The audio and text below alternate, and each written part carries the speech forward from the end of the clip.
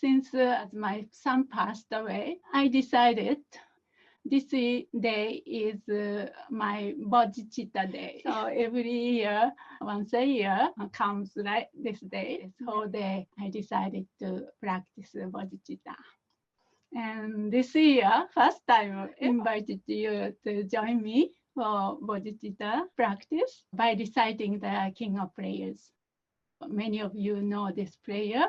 This prayer is very famous in Tibetan traditions, as well as Chinese and Japanese Buddhist Mahayana traditions. So this practice itself is a complete practice. By practicing this, you reach so-called awakening, enlightenment. You attain the enlightenment by practicing this. I mean, nothing else required beside this.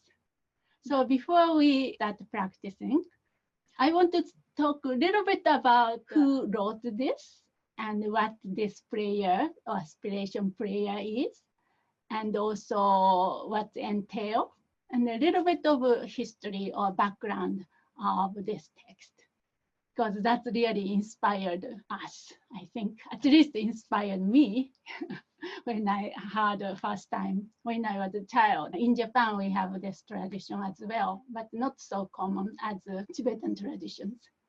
So who wrote this? The Lord Buddha. It's part of sutra. So it came from the sutra, Avatamsaka Sutra, Flower Garland Sutra, that's how to translate. And Samantabhadra is a bodhisattva. It's renowned for making vast offering to innumerable Buddhas. And then this king of prayers, so-called prayers, is a summary of Samantabhadra's advice to the student, like us, student Sudana. Sudana went on a journey for practicing the bodhisattva path. Then he met so many teachers. Then toward the end of his journey, he met Samantabhadra, this bodhisattva. Then became equal to Samantabhadra through the blessing of this prayer. So that's the little bit of background. What this prayer is it expresses the entirety of Buddhist path and the actions of a bodhisattva. You can say this aspiration prayer is the summary of all the extraordinary activities of bodhisattvas, which we aspire for, and both the profound and extensive path. So view and also method, both combined. That's why this prayer is called the King of Prayers. Then talks about innumerable or infinite values or benefits in Tibetan tradition. If I list a few, you can say inconceivable blessings and accumulate a tremendous positive potential through just reciting this with deep faith. So recitation of this prayer is a very important part of practice in the Tibetan tradition. And also this creates a strong imprint on our mind streams and strengthening and awakening our disposition. We need merits, no? Positive potentials, so that we can accomplish the courageous deed of bodhisattvas. So our positive potential become inexhaustible. Also, you can see or you can feel the energies of these prayers inspired us to dedicate our lives to the benefit of all sentient beings.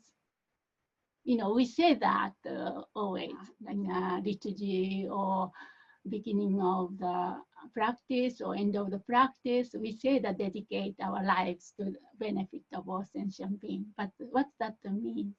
These prayers gives us some kind of a glimpse into what that means. So let us turn our mind to the Dharma and heartfelt prayers to engage in the Bodhisattva's deeds. It enriches our mind and also gives us a vision of what we can become and what's possible. It shows us the causes we need to create to actualize that. So this recitation is the quintessence of aspirational bodhicitta. There are two kinds of bodhicittas, right? Aspiration bodhicitta and also ultimate bodhicitta, both. But especially this one, the aspirational bodhicitta. So as I said, this leads us to the perfect awakening. So our view expands to include all the activities of bodhisattva who seek to alleviate the misery of all sentient beings. So this is the prayers for our time.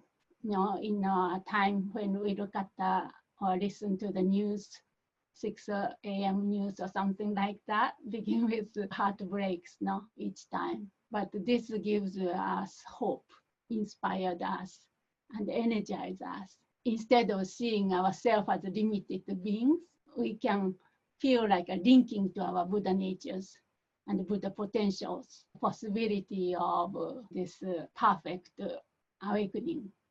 So very inspiring practice.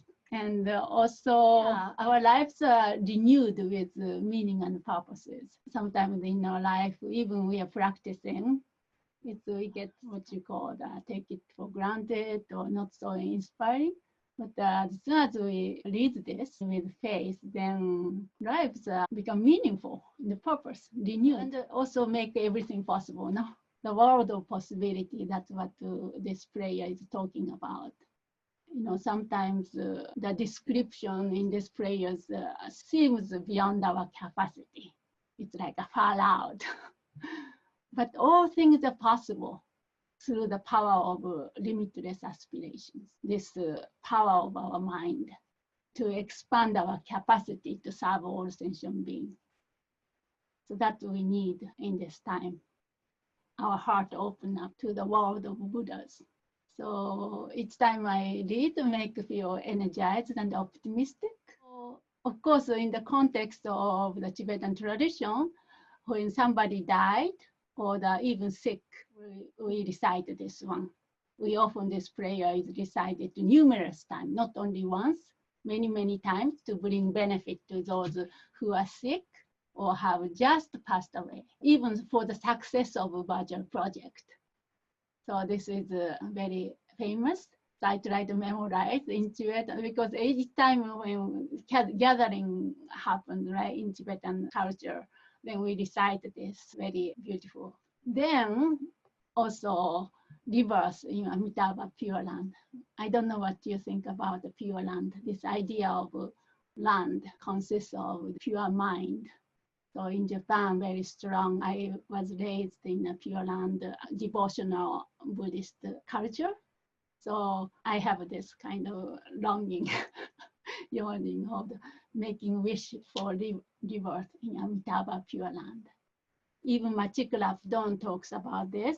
This is for us to pray for reborn in the Amitabha Pure Land. That's possible. The easiest Pure Land for us to reborn with these pure prayers, with deep faith. So as I said, this is a beautiful written aspiration containing all these immaculate wishes of holy beings. So how to pray? Just open-minded. Open-mindedness is very powerful. Ability to view things freshly, not with scientific, analytical thinking. It's how possible, all these kind of suspicious feelings. I don't think any of you here with that motivation. Your pure aspiration itself brought you here. One of the important causes us together is our. Would you like me to read a little bit of the first part of the sutra? Because that gives you a little bit of background about how this King of Prayers, at the very end of Sudana's journey to receive teachings from these diverse teachers, Samantabhadra addresses the extraordinary aspiration. So this one. So this is what Samantabhadra addresses to Sudana. To Sudana as his culminating advice, more closely with the increased clarity of his bliss of seeing reality, and sees within each and every pore of Samantabhadra's body infinite Buddha lands occupied by infinite Buddha teaching and the guiding beings.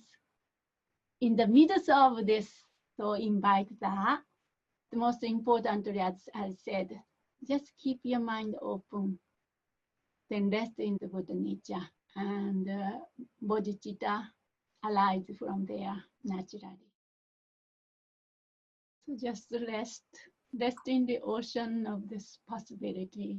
So just immerse yourself in this power, energy.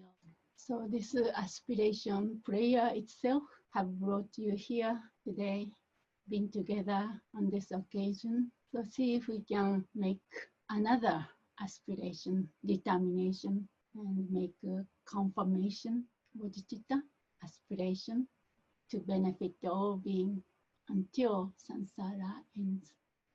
Thank you very much. I'm so moved by your pure presence here and participation. I can feel the strong energy, your presence. So this is a practice we can do, continue to do. You know, in our life, sometimes we don't know what to do. You know, we stuck. You know, look at all the news, but the news every day. And sometimes just our heart breaks. Then we do this. We inspired without the discouragement. We are on the path of bodhisattva